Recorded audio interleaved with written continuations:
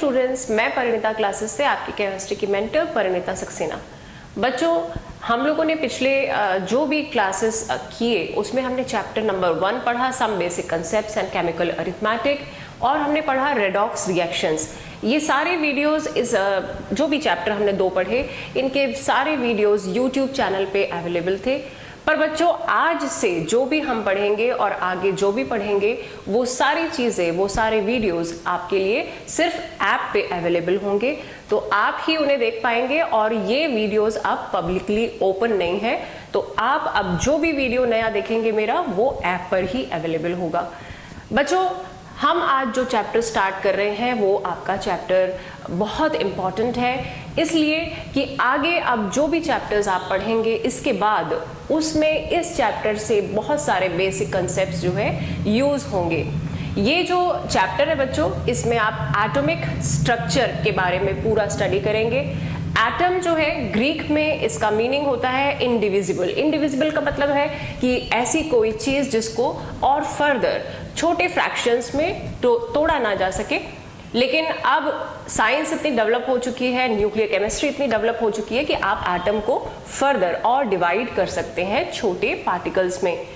बच्चों, जब शुरुआत हुई थी तो अलग अलग साइंटिस्ट ने एटम के अंदर जो सब एटॉमिक पार्टिकल्स हैं उनकी डिस्कवरी की थी, like electron, proton and neutron. तो आज हमारा चैप्टर स्टार्ट होगा discovery of cathode rays and discovery of electrons.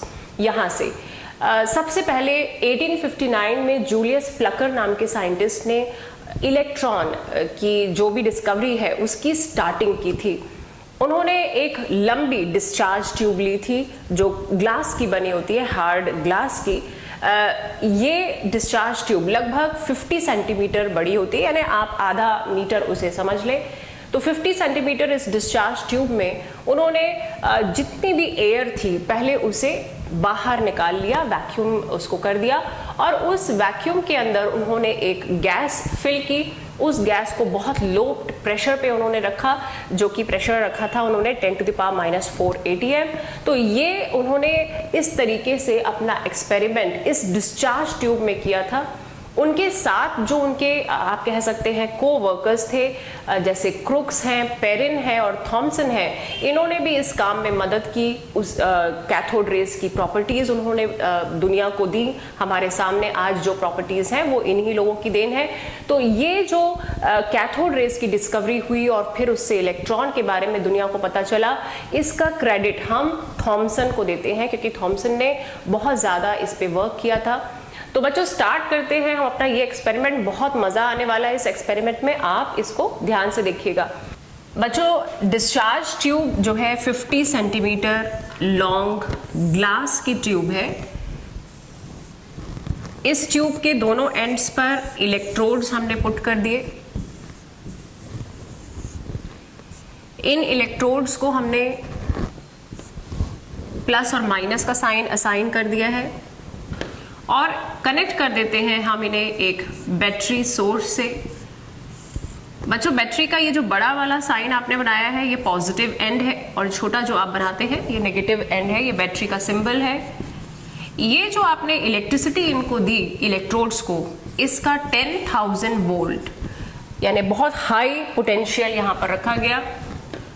इस डिस्चार्ज ट्यूब में एक वैक्यूम लगा के बाकी गैसेस को, बच्चों बाकी एयर को कह सकते हैं, बाहर निकाल दिया गया और बहुत कम प्रेशर में गैस फिल की गई।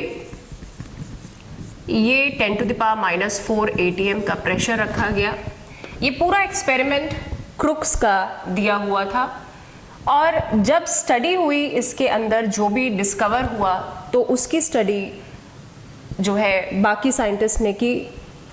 और सबसे ज़्यादा जो साइंटिस्ट थे जिनका नाम यहाँ पर आया वो था थॉमसन। तो थॉमसन का यहाँ पर पूरा एक्सपेरिमेंट है, और थॉमसन जो है उनको इलेक्ट्रॉन की डिस्कवरी के लिए जाना जाता है।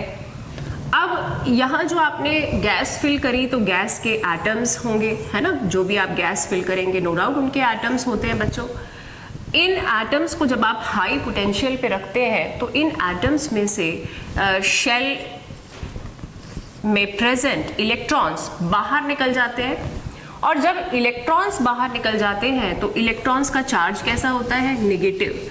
तो उन्होंने देखा कि यहाँ पर एक इलेक्ट्रोड से दूसरे इलेक्ट्रोड की तरफ कुछ इनविजिबल रेज जो है ट्रैवल कर रही थी, और ये इनविजिबल रेज जो है हमें दिख तो नहीं रही थी, लेकिन जो एनोड था यहाँ पर कुछ ग्रीन कलर का, एनोड के पीछे बिहाइंड द एनोड वहां पर कुछ ग्रीन कलर का ल्यूमिनेसेंस यानी चमक हो रही थी। तो साइंटिस्ट को पता लगा कि यहाँ जरूर ये जो आपका नेगेटिव इलेक्ट्रोड है बच्चों, इसे कैथोड कहते हैं, और जो आपका पॉजिटिव इलेक्ट्रोड होता है उसे एनोड कहते हैं। तो साइंटिस्ट ने ये ऑब्जर्व किया कि कुछ रेज जो है वो कैथोड से एनोड की तरफ चल रही है और एनोड की तरफ जो है ल्यूमिनेसेंस क्रिएट हो रही है। तो उन्होंने इन रेज का नाम दे दिया कैथोड रेज, क्योंकि ये कैथोड से निकलकर एनोड की तरफ जा रही थी, और एनोड का चार्ज क्या होता है, पॉजिटिव। तो नो डाउट ये जो रेज थी ये हमारे निगेटिवली चार्ज्ड पार्टिकल से बनी थी। तो यहाँ अपन नेगेटिव नेगेटिव लिख देते हैं, यानी पार्टिकल्स जो है उनके ऊपर नेगेटिव चार्ज होगा। बच्चों ये जो कैथोड रेज है, कैथोड रेज की कुछ प्रॉपर्टीज होती हैं, वो प्रॉपर्टीज जो है आपको सारी लर्न करनी पड़ेंगी। बहुत सारी प्रॉपर्टीज है, जैसे सबसे पहली प्रॉपर्टी तो ये हो गई कि आपकी ये रेज स्ट्रेट ट्रैवल करती हैं, एकदम स्ट्रेट डायरेक्शन में ट्रैवल करती हैं। तो जितने भी आप प्रॉपर्टीज इनकी बताएंगे या आप लिखेंगे तो हर एक प्रॉपर्टी के पीछे एक एक्सपेरिमेंट छुपा हुआ है। तो चलिए बच्चों हम देखते हैं व्हाट आर द प्रॉपर्टीज और कैरेक्टरिस्टिक्स ऑफ कैथोड रेज। बच्चों कैरेक्टरिस्टिक्स ऑफ कैथोड रेज में यहाँ पर मैंने आपके लिए बहुत सारे कैरेक्टरिस्टिक्स लिखे हैं बोर्ड पे। अगर आप इसे नोट डाउन ना कर पाए तो आप असाइनमेंट सेक्शन में, वीडियो के असाइनमेंट सेक्शन में जाके इस नोट की जो है पीडीएफ फाइल डाउनलोड कर सकते हैं और आराम से आप इसे लिख सकते हैं। बच्चों ये कैरेक्टरिस्टिक जो है हम ऐसे समझेंगे। पहले हम यहाँ पर एक बार फिर से आपके लिए डिस्चार्ज ट्यूब का डायग्राम बना देते हैं छोटा सा। यहाँ इलेक्ट्रोड्स हमने रख दिए, इसे हमने बैटरी से कनेक्ट कर दिया। बैटरी के सिंबल में आप कितने भी यहाँ पर ऐसे रख सकते हैं, कोई गिनती नहीं होती है। ये आपका कैथोड हो गया नेगेटिवली चार्ज्ड, ये आपका एनोड हो गया, यहाँ से आपने गैस फिल की होगी, और यहाँ से जो भी गैस के एटम्स थे उनके इलेक्ट्रॉन निकल के नो डाउट कैथोड की तरफ जा रहे हैं। तो दिस इज कैथोड रेज। अब यहाँ पर स्टार्ट करते हैं पहला कैरेक्टरिस्टिक। बच्चों पहला कैरेक्टरिस्टिक है कि दे travel in straight line with 10 to the power 9 to 10 to the power 11 centimeter per second.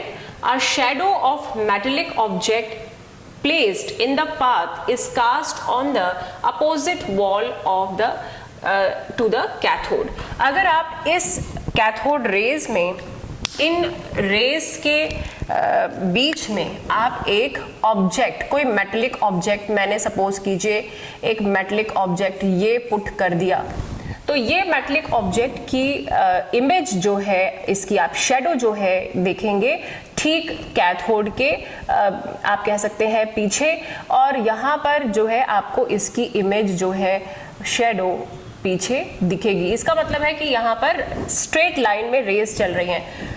अगर यहाँ पर शेडो ऊपर की तरफ होती या फिर नीचे की तरफ होती तो रेज का डायरेक्शन अलग दिशा में होता।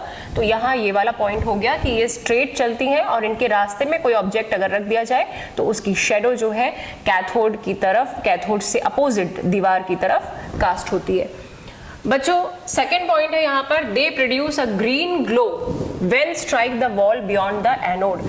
यहाँ पर मैंने आपको पहले बताया था कि यहाँ कैथोड की तरफ से एनोड की तरफ जब रेज जाती है तो एनोड की इलेक्ट्रोड के पीछे ग्रीन ग्लो प्रोड्यूस होता है, उसको ल्यूमिनेसेंस कहते हैं। तो ये आपको मालूम हो गया। फिर they produce heat energy when collide with the matter. It shows that cathode rays possess kinetic energy which is converted into heat energy when stopped by matter. अगर इसके रास्ते में कोई आप ऑब्जेक्ट रख देते हैं तो क्योंकि इनके पास काइनेटिक एनर्जी है, काइनेटिक एनर्जी से जब हमारी रेज इस मैटर से, जो भी मैटर है, कोई सब्सटेंस है, उससे टकराती है तो वहां वो हीट एनर्जी में कन्वर्ट हो जाती है और इस पे हीटिंग इफेक्ट जो है दिखेगा।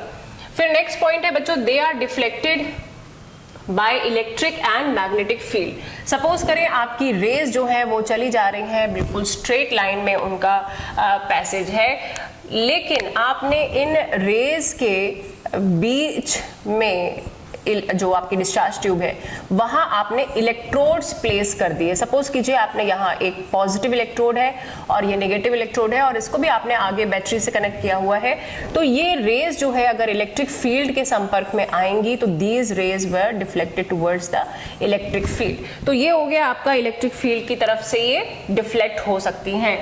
इसी तरह से ये मैग्नेट से भी डिफ्लेक्ट हो सकती हैं। अगर आपने एक हॉर्स शू मैग्नेट ले लिया बच्चों, इस तरीके का आपने एक मैग्नेट ले लिया है सपोज करें, तो मैग्नेट के तरफ से भी ये डिफ्लेक्शन शो कर सकती हैं। आपको तो पता है कि मैग्नेट का जो नॉर्थ पोल होता है वो पॉजिटिवली चार्ज होता है और साउथ पोल नेगेटिवली चार्ज, तो ये आपके डिफ्लेक्शन शो करेंगे रेज।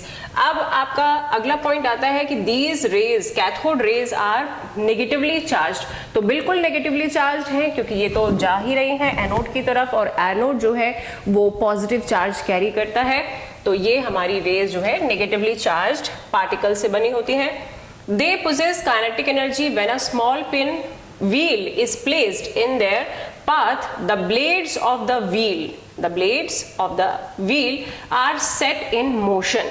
यहाँ बच्चों इस पॉइंट में ऐसा है कि अगर आप इन रेज के बीच में, इनके जो भी पाथ है उसके बीच में एक बहुत लाइट पैडल व्हील भी हम लोग कहते हैं इसको बच्चों, लाइट पैडल व्हील, एक हल्का सा पंखा आपने देखा होगा ना मेले में, एक इस तरह का कागज से बना हुआ, एक लकड़ी में लगा हुआ एक बच्चों के खेलने का मिलता है, जिसको बच्चे जब लेके दौड़ते हैं तो वो घूमता है ना। वो जो पेपर से बना हुआ लाइट पैडल व्हील है बच्चों, जब उस पे एयर के पार्टिकल्स स्ट्राइक करते हैं तो काइनेटिक एनर्जी उसको मिलती है और वो घूमना शुरू करता है। अगर हम कहें कि हवा तो होती ही नहीं है, तो हवा होती है इसको दिखाने के लिए ये एक्सपेरिमेंट सबसे बढ़िया है। अगर हवा नहीं होती तो पार्टिकल्स नहीं होते, पार्टिकल्स नहीं होंगे तो बच्चा अगर उसको लेके दौड़ेगा, या हमारा रूम का जो पंखा होता है वो भी अगर चलेगा तो आपको बिल्कुल हवा नहीं लगेगी, क्योंकि हवा तभी लगती है जब पंखे के जो ब्लेड्स होते हैं, जो हवा के पार्टिकल्स को जब काटते हैं तो आपको हवा जो है फील होती है। तो यहाँ पे भी अगर आपने किसी लाइट पैडल व्हील को इस रेस के रास्ते में रख दिया तो पार्टिकल्स जो है कैथोड रेज के, जो नेगेटिवली चार्ज पार्टिकल्स हैं, वो इसकी वॉल से टकराएंगे और ये जो लाइट पैडल व्हील है बच्चों, इट विल स्टार्ट रोटेटिंग। तो ये आपका अगला पॉइंट हो गया। हमने जो कहा कि they possess kinetic energy when a small pin wheel is placed in their path, the blades of wheel are set in motion. अब अगली बात आती है कि cathode rays are consist of material particles which have mass and energy.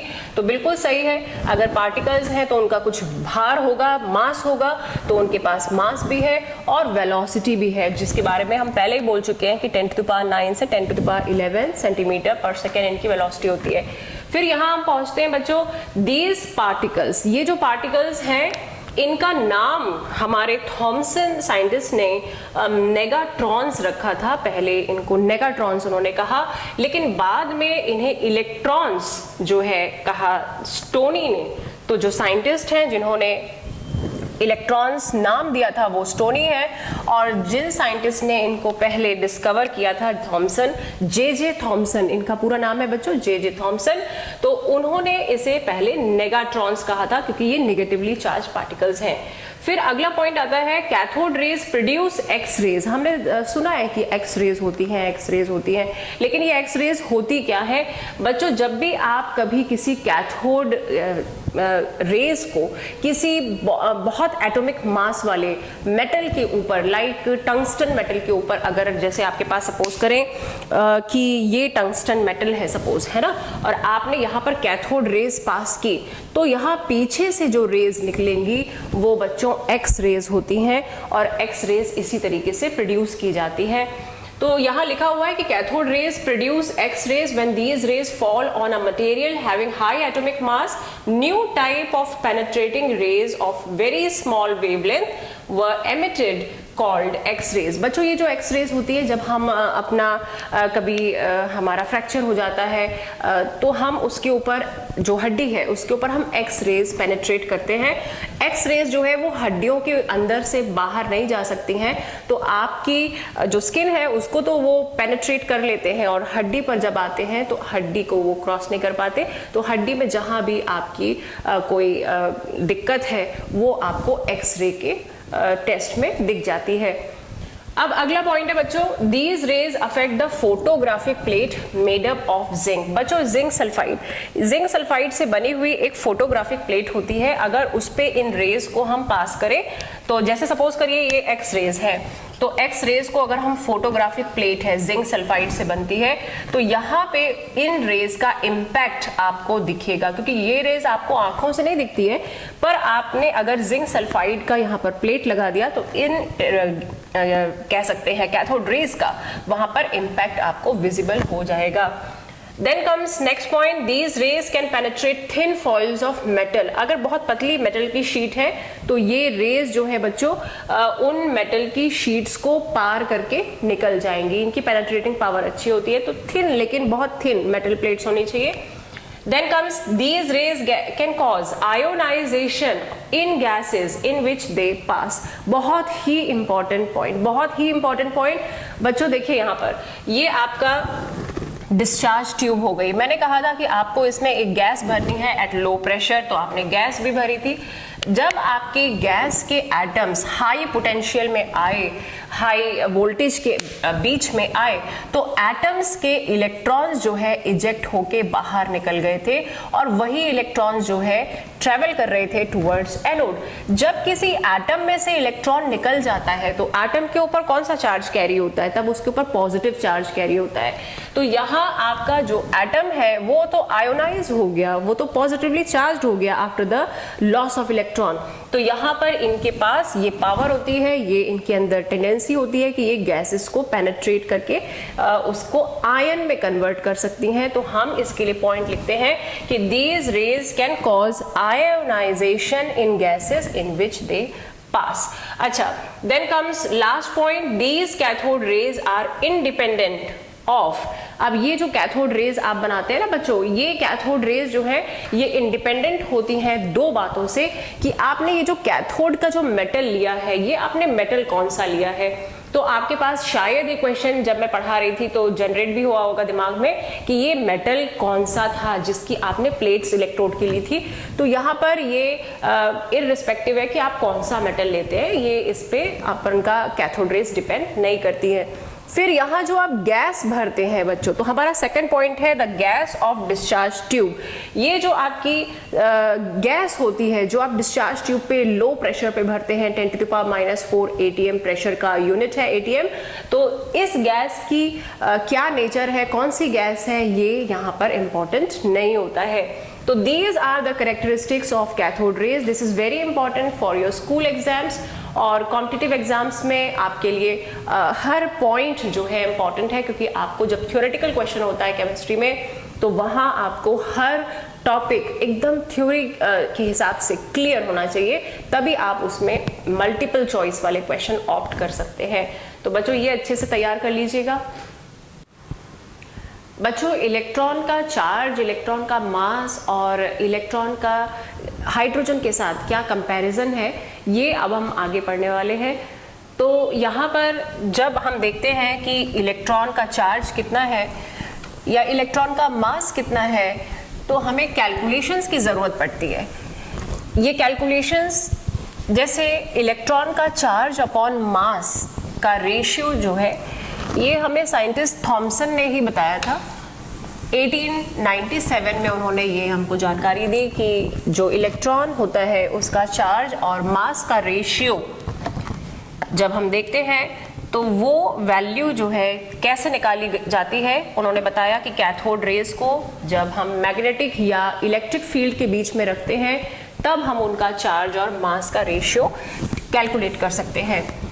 तो यहाँ पर 1897 में साइंटिस्ट थॉमसन ने इलेक्ट्रॉन का चार्ज अपॉन मास का रेशियो कैलकुलेट किया था with the help of electric and magnetic field, और वो वैल्यू यहाँ पर अपन लिखते हैं बच्चों। E अपॉन m रेशियो उसे हम कहते हैं, E अपॉन m रेशियो। ये जो E अपॉन m रेशियो है इसकी वैल्यू, चार्ज अपॉन मास की वैल्यू साइंटिस्ट ने हमें जो दी वो वैल्यू थी -1.7588 इंटू 10⁸ कूलम पर ग्राम। ये वैल्यू चार्ज और मास का ratio, it was given by Thomson when he kept cathode rays in electric and magnetic field 1897। इसके बाद बच्चों इलेक्ट्रॉन का चार्ज जो है वो अलग से कितना होता है वो हमें जानकारी दी थी हमारे साइंटिस्ट मिलिकन ने। तो मिलिकन ने चार्ज हमें बताया था, तो यहां लिख देते हैं Robert A Millikan gave charge of an electron and the charge of electron was 1.6022 into 10⁻⁻19 coulomb. This was the charge of an electron. अब ये चार्ज की वैल्यू आपके पास है और आपके पास चार्ज और मास का रेशियो है, तो with the help of charge and mass ratio and charge of the electron you can easily calculate the mass of electron. तो आप कैसे करेंगे, तो यहां लिख देते हैं अपन mass of electron is equal to, आप चार्ज लिख दीजिए इलेक्ट्रॉन का ऊपर और नीचे E अपॉन m रेशियो लिख दीजिए, तो m ऊपर आकर आपका वैल्यू दे देगा। यहाँ आपने लिख दिया -1.6022 इंटू 10⁻⁻19 कूलम और नीचे आ गया -1.7588 इंटू 10⁸ कूलम पर ग्राम। जब बच्चों आपने इसको कैलकुलेट किया तो इसकी वैल्यू आई 9.01 इंटू 10⁻⁻28 ग्राम। ये इलेक्ट्रॉन का मास आ गया बच्चों। अब इलेक्ट्रॉन का मास जब हमने कैलकुलेट कर लिया तो हमने देखा कि सबसे छोटा एलिमेंट हाइड्रोजन होता है और हाइड्रोजन का जो एटम होता है उसके कंपैरिजन में इलेक्ट्रॉन का मास क्या होगा। तो यहाँ अपन अगला जो टॉपिक लिख रहे हैं बच्चों वो लिख देते हैं mass comparison of hydrogen atom and electron. यहां पे mass of one hydrogen atom is actually 1.008 AMU। आपको तो पता है एटॉमिक मास यूनिट में देते हैं अपन एटम का मास। अब इसे आपको ग्राम में कन्वर्ट करना है, तो आपको पता है कि 1 AMU is equal to 1.66 into 10⁻⁻24 gram, ऐसे ही होता है ना। तो आप इसे ग्राम में कन्वर्ट कर लीजिए, तो mass of one hydrogen atom in grams is equal to 1.008 into 1.66 into 10⁻⁻24 gram, and this comes to be 1.673 into 10⁻⁻24 gram. अब ये आ गया मास ऑफ हाइड्रोजन एटम ग्राम्स में, और आपके पास इलेक्ट्रॉन का मास भी है बच्चों, देखिए कितना 9.01 into 10⁻⁻28। ये जो आपका मास है इलेक्ट्रॉन का, आप इसको रेशियो में रख दीजिए with mass of hydrogen atom. तो यहाँ आपने रखा mass of hydrogen atom in gram upon mass of electron in gram. और बच्चों ये वैल्यू जो है आपकी 1.673 इंटू 10⁻⁻24, और नीचे आपकी वैल्यू आ रही है मास के लिए 9.01 इंटू 10⁻⁻28 ग्राम। ये दोनों ग्राम में वैल्यू है, और लगभग ये बच्चों वैल्यू आ जाती है 1837। यानी आपका जो हाइड्रोजन एटम है, एक atom, it is 1837 times more heavier than weight of mass of an electron. तो ये इनके बीच में कंपैरिजन हो गया मास के लिए। बच्चों इन सारे जो भी आपने वैल्यूज लिखी है ये आपको बहुत अच्छे से लर्न होनी चाहिए, जैसे चार्ज और मास का रेशियो, चार्ज की वैल्यू, मास ऑफ इलेक्ट्रॉन, यहाँ इस टॉपिक में बच्चों जो हमने इलेक्ट्रॉन का मास लिया है वो ग्राम्स में लिया है। अगर आपको किलोग्राम्स में इसका मास चाहिए तो आप यहाँ पर इसे इस तरीके से किलोग्राम में लिख सकते हैं। और अगर आप इलेक्ट्रॉन का मास जो है AMU में कन्वर्ट करना चाहते हैं तो AMU में इलेक्ट्रॉन का मास बच्चों इतना होगा। ये this is the mass of electron in AMU। तो ये सारी वैल्यूज आपको बाय हार्ट लर्न होने चाहिए। अब बच्चों अगली चीज जो हम पढ़ेंगे वो है हमारे anode rays, discovery of anode rays and discovery of proton.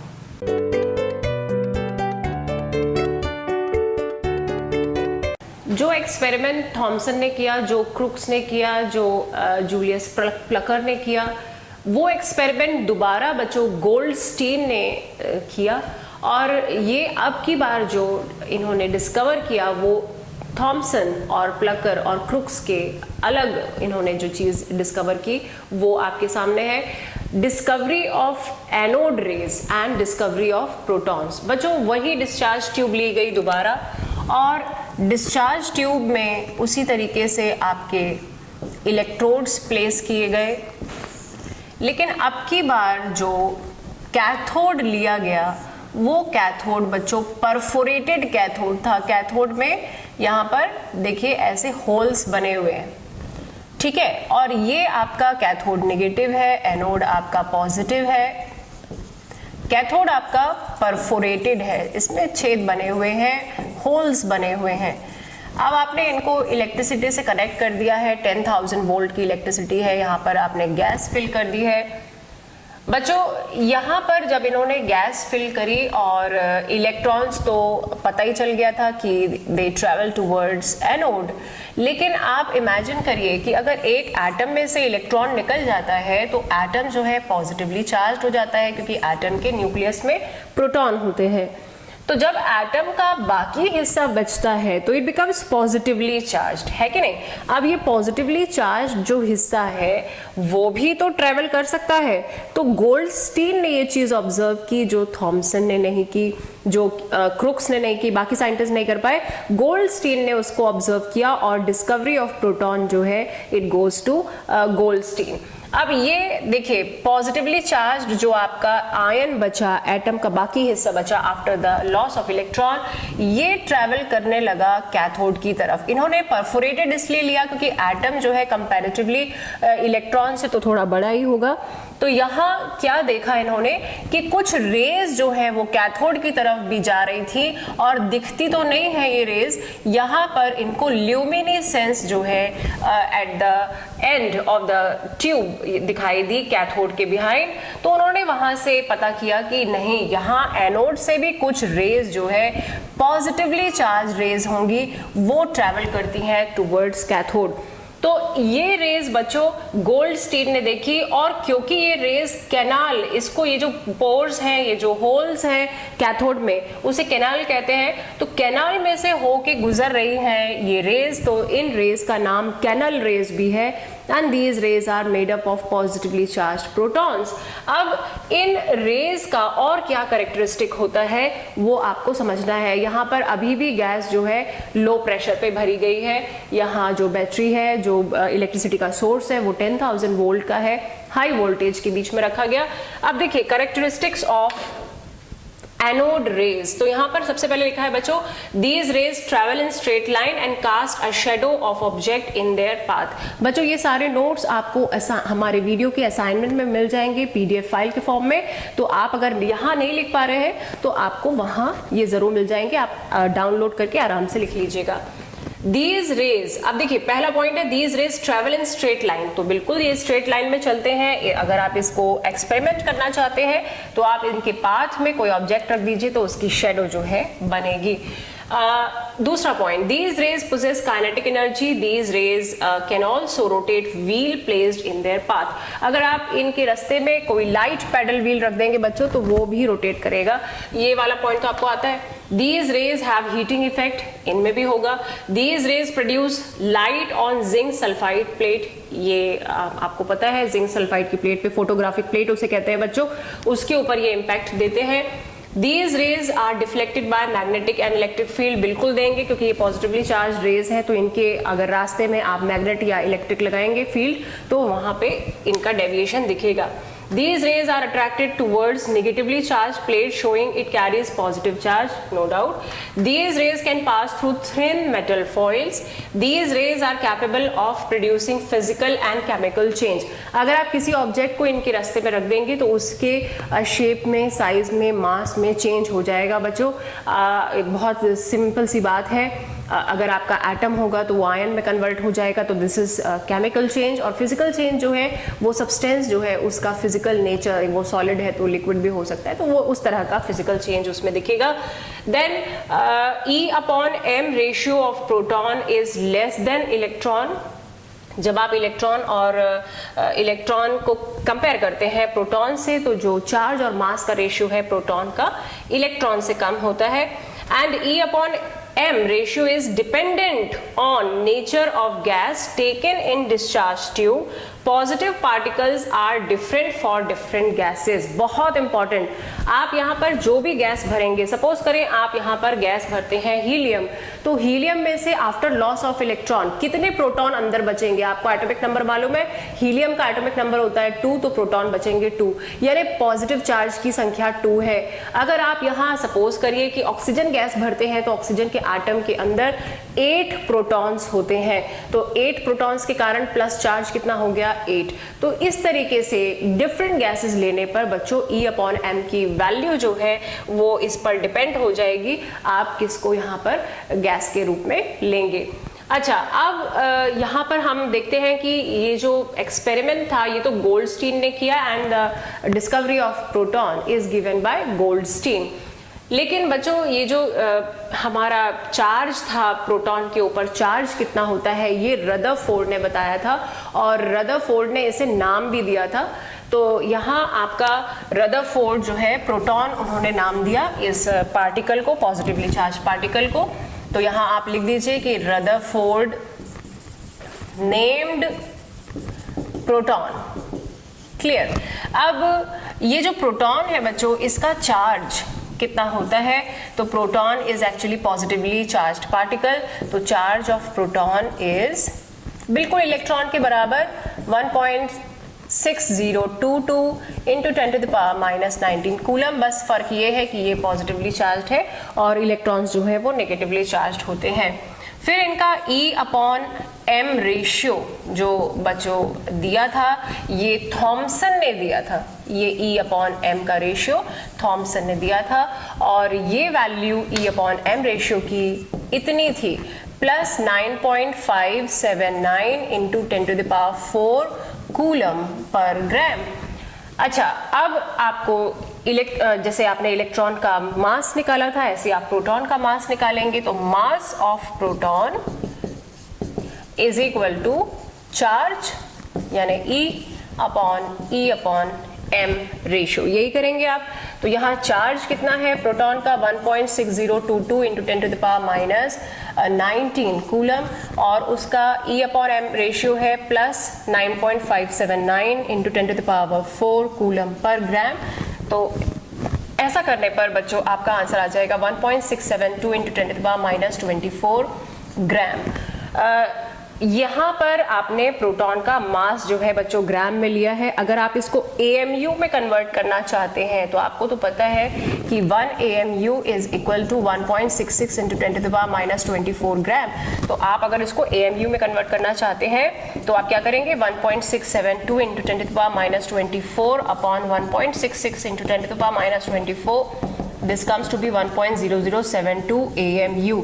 बच्चों जब आप इलेक्ट्रॉन का मास लिखेंगे, मैंने आपको इलेक्ट्रॉन का मास लिखवाया है कितना? 9.01 इंटू 10⁻�28 ग्राम। तो आप यहाँ, मैं डेसिमल के बाद 2 वैल्यूज प्लेस करती हूँ, आप यहाँ पूरी वैल्यूज वहाँ नोट कर लीजिएगा, 9.0196 आप कर लीजिएगा। तो आपका जो एक्यूरेसी है आंसर्स की वो बढ़ जाएगी। वैसे जब आप न्यूमेरिकल्स करेंगे बच्चों तो हम लोग 9.01 ही लेते हैं, इसलिए मैंने वहाँ उसे नेग्लेक्ट किया था, लेकिन आपको अपना जो नोट्स है वो बिल्कुल एकदम परफेक्ट करके रखना है, तो आप इसे एक्यूरेट वैल्यूज़ के साथ लिख लीजिए। ये आपका इलेक्ट्रॉन का मास हो गया बच्चों, और यहाँ है आपका प्रोटॉन का मास। मास अगर ग्राम में है तो 1.672 इंटू 10⁻⁻24 ग्राम होगा, और अगर आप किलोग्राम में लिखते हैं बच्चों तो 1.672 इंटू 10⁻⁻27 किलोग्राम आपकी वैल्यू हो जाएगी। तो आज हमने बच्चों पढ़ा cathode rays and anode rays. This is very important topic, और हमारे चैप्टर की शुरुआत हो चुकी है एटॉमिक स्ट्रक्चर। ये चैप्टर बहुत इंटरेस्टिंग है, बहुत सारी चीज़ें आप इसमें सीख पाएंगे, तो आप इसको यहाँ तक कर लीजिए। और जो आप नोट्स नहीं लिख पाए हैं वो मैंने आपको बता दिया तरीका क्या होगा। तो चलिए पढ़ते हैं इसको आगे।